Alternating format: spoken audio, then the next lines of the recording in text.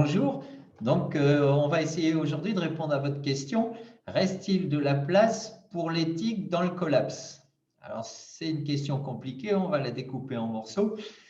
Tout d'abord, l'éthique, alors qu'est-ce que ça veut dire au moins pour moi? Pour moi, je définirais comme agir pour créer des institutions pour bien vivre ensemble. Alors dedans, il y a l'action, il y a agir. Votre question, elle porte sur l'effondrement, le collapse, ou moi je dirais, je parlerai plutôt dans un premier temps des effondrements. Et donc, on va commencer par regarder la première question, qui croit dans les effondrements? Parce qu'effectivement, la question de l'éthique, c'est la question de l'action. Donc, si on n'y croit pas, il y a peu de chances qu'on agisse. Donc, on va regarder un petit peu ensemble, historiquement, qui a cru dans les effondrements et comment ça se passe aujourd'hui. Alors, je vais partager mon écran avec vous. On va commencer par les ancêtres. Alors, les ancêtres, c'est qui? Ça se passe en 1972. En 1972, il y a des grands industriels qui décident de confier une mission prospective à des scientifiques et des chercheurs. Alors, ces scientifiques, qu'on appellera le Club de Rome, vont éditer un rapport qui montreront quelles sont les limites de la croissance. Et ils vont étudier plusieurs scénarios possibles et regarder ce qui se passera dans ces différents scénarios.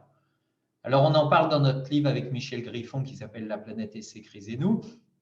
Et du coup, on a repris 4 indicateurs du scénario standard du Club de Rome en 1972 et qui disent s'il y a le business as usual, donc c'est un des scénarios possibles, si on continue à faire comme on fait, ben voilà ce qui risque de se passer.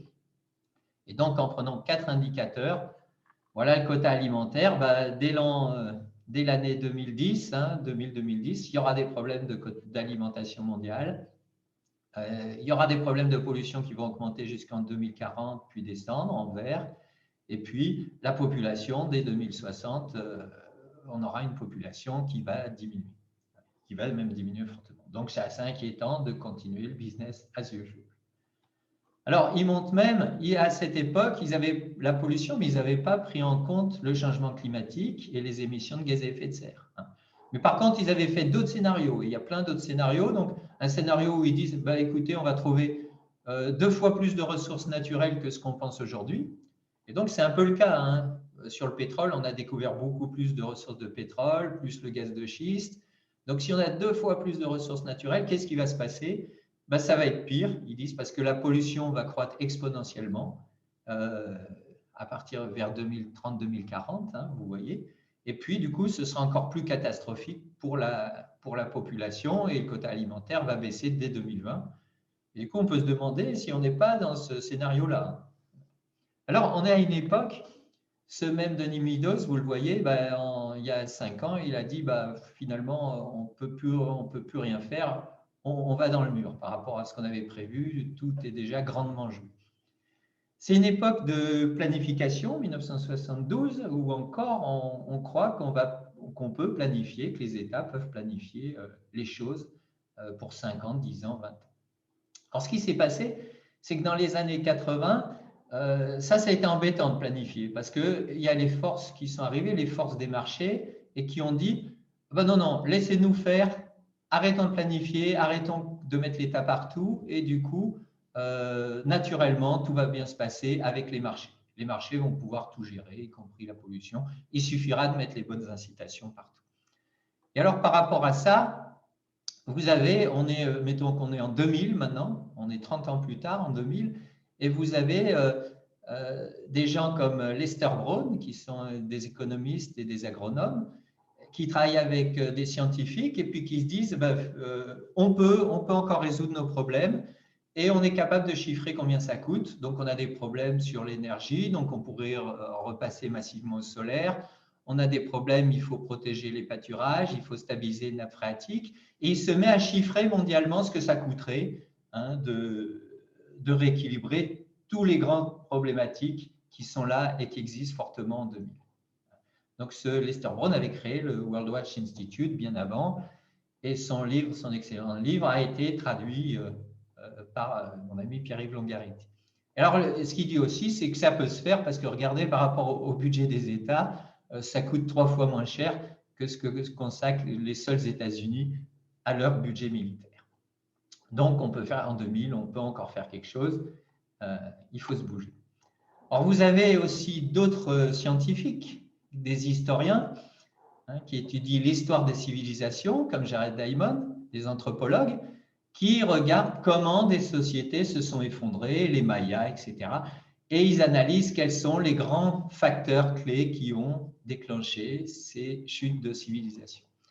Aujourd'hui, ce qu'il décrit aussi, c'est que cette civilisation est mondiale, et il dit, non, on n'a pas qu'un problème, en général c'est un problème qui avait déclenché la chute d'une civilisation, mais aujourd'hui on a beaucoup de problèmes à régler.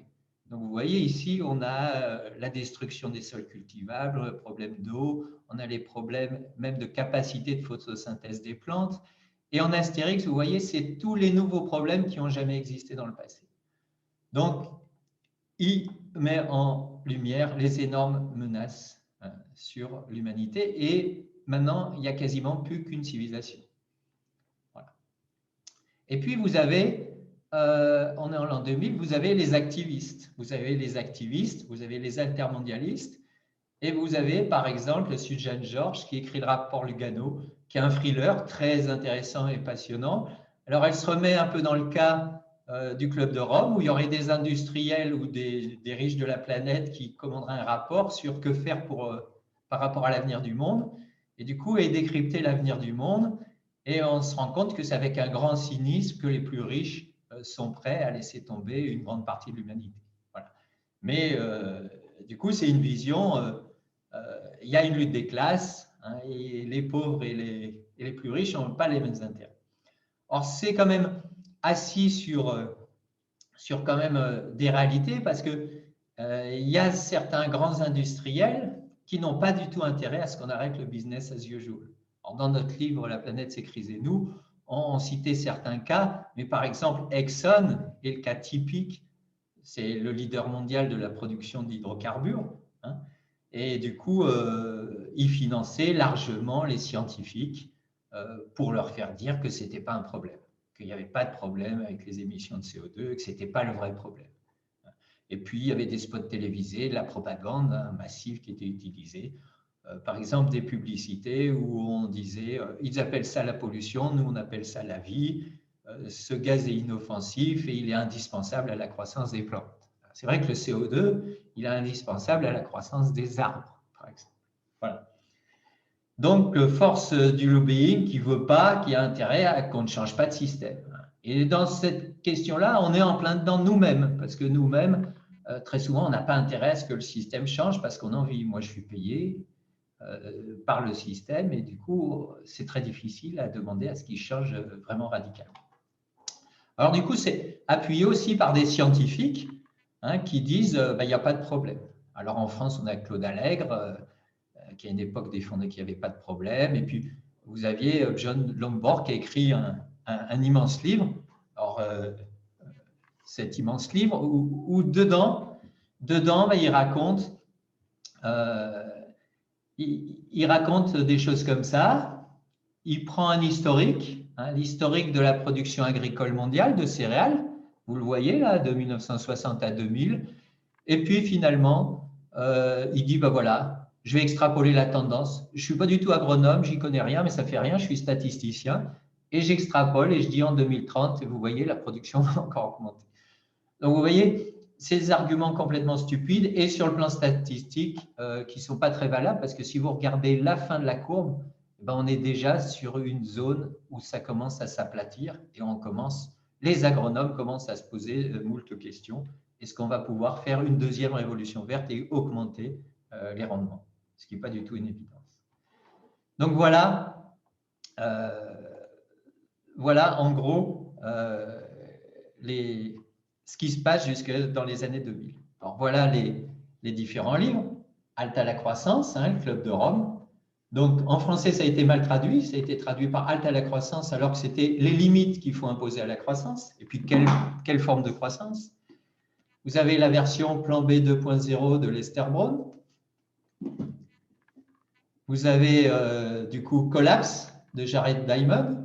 Alors, c'est le plus intéressant, c'est comment les sociétés choisissent de s'effondrer ou passent les effondrements. Donc, on en parlera plus tard. Vous avez ce thriller qui est le rapport Lugano. Et puis, vous avez ce pavé de l'écologiste sceptique. Voilà. On est en 2000, voilà, les opposants sont beaucoup plus forts que ceux qui disent qu'il y a des problèmes, hein, qui sont renvoyés dans leur camp. Alors, par rapport à ça, où on en est aujourd'hui? Alors, où on en est aujourd'hui, du coup, on va regarder où on en est aujourd'hui. Je vais vous lancer la vidéo de notre ami Gaël Giraud, qui est un économiste reconnu et qui, depuis de nombreuses années, nous alerte sur ce qui risque de se passer. Alors, ce qui risque de se passer, le voilà. Je vais vous partager l'audio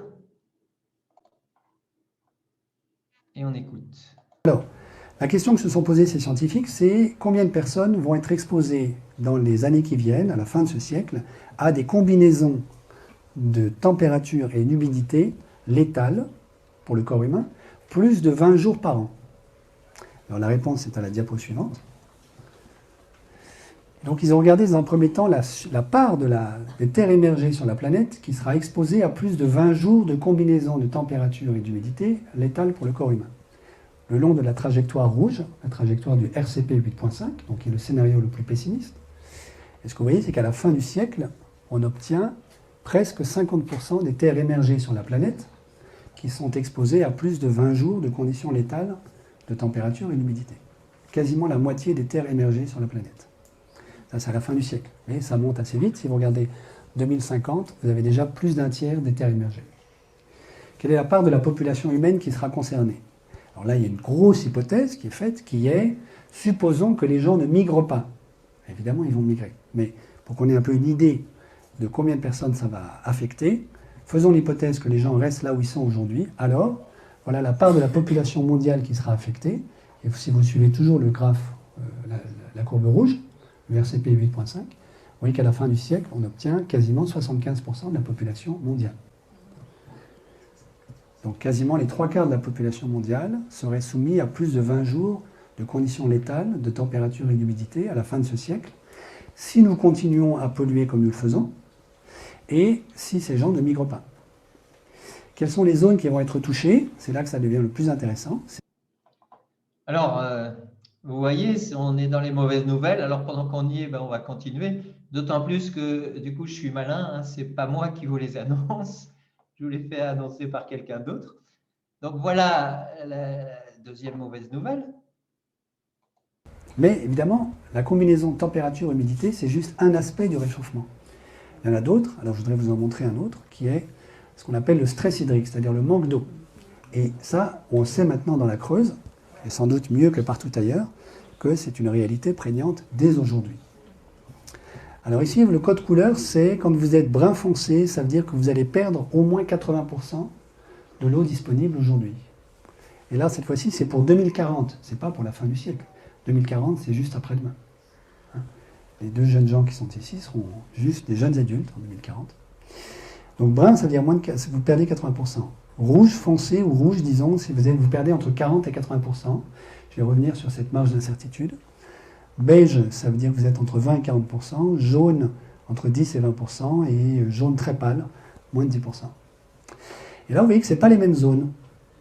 Hein, le bassin amazonien est protégé, parce que lui, il a beaucoup d'eau. C'est d'ailleurs son problème, l'excès d'eau et d'humidité. Et cette fois-ci, vous remarquez que toute la côte andine est touchée. Les États-Unis sont touchés de manière massive. Remarquez que tout le nord du Sahara est touché, et c'est déjà le cas aujourd'hui. J'ai montré cette carte il y a quelques mois au ministère des Finances marocain, à Rabat, et je peux vous dire que ça les intéresse beaucoup. C'est devenu une urgence nationale aujourd'hui pour le Maroc, le manque d'eau. Vous remarquez aussi que toute l'Afrique australe, cette fois-ci, est touchée, alors qu'elle n'était pas du tout concernée par la combinaison température-humidité. Ce n'était pas son problème. En revanche, le manque d'eau devient déjà un problème aujourd'hui. Vous savez peut-être que Cape Town, la grande ville du sud de l'Afrique du Sud, attend ce qu'on appelle le Day Zero, c'est-à-dire le jour où il n'y aura plus d'eau au robinet chaque année. Par chance, jusqu'à depuis 3 ou 4 ans, chaque année, il y a eu une pluie miraculeuse, moins de 20 jours avant la fin des réserves, mais chaque année, ils se demandent s'ils vont atteindre le Day Zero. Vous voyez que tout le Moyen-Orient est touché de manière massive, et vous savez que, par exemple, la grande crise syrienne autour de 2011 n'est pas complètement étrangère à une très grave sécheresse qui a affecté la Syrie entre 2007 et 2010 et qui a été très très mal gérée par Bachar el-Assad. Toute l'Inde est concernée cette fois-ci, toute la Chine, et de nouveau une bonne partie de l'Asie du Sud-Est. Donc il y a une frange de la population qui malheureusement va connaître la double punition, très étonnant, dans cet archipel-là, qui va à la fois connaître des conditions de température et d'humidité qui sont létales pour le corps humain et qui va manquer d'eau potable. Donc il y a fort à parier que si nous continuons dans la trajectoire qu'est la nôtre aujourd'hui, il n'y aura plus personne dans ces zones-là d'ici quelques décennies. Ces archipels-là vont devenir déserts.